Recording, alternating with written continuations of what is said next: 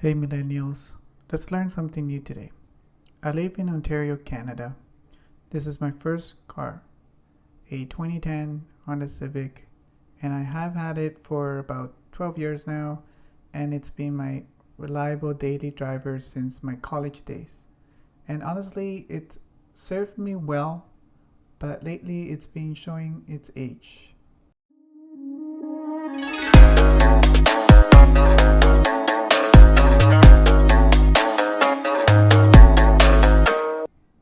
I've been debating whether to fix it or upgrade.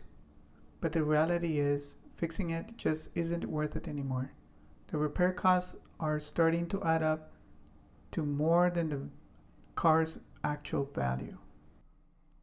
Some of the issues I've been dealing with are the AC is completely dead, so it's not fun in the summer.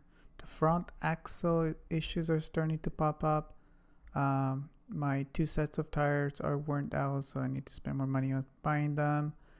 The starter belt makes some noises at times, and a bunch of other small problems.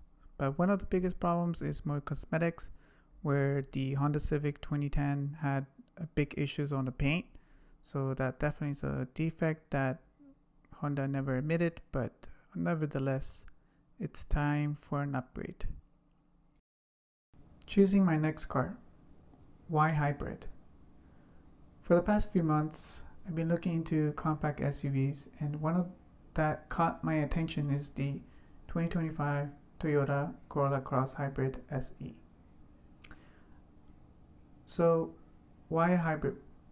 Well, I'm really into technology, and since I drive often, I wanted to learn what it takes to maintain a hybrid versus a traditional gas car.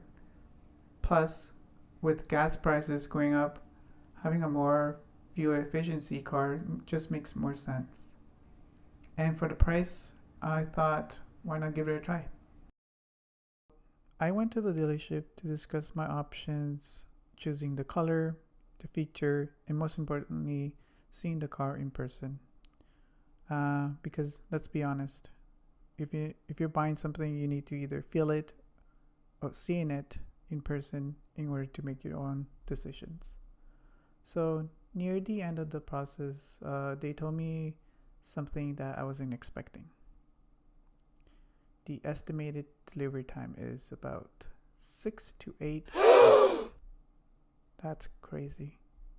I was not expecting that. Yeah, that's a long wait. But after thinking over it, I still decided to go ahead with my order. I also considered the SE versus the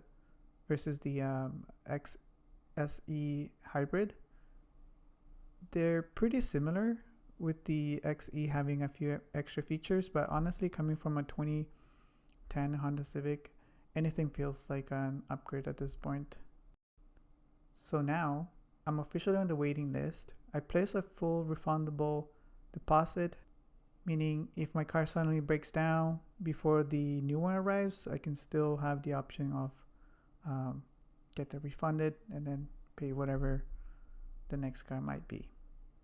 For now, I'll be sharing updates on the process moves along for wait times, dealership updates, and even deep dive into the hybrid maintenance.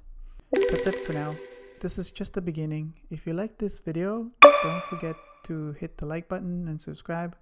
And if you want to learn more about the process, drop a comment below on what you would like to cover. If you're also thinking about getting this car, this journey might help you understand what to expect. Let's learn together and make this an exciting journey. See you in the next one.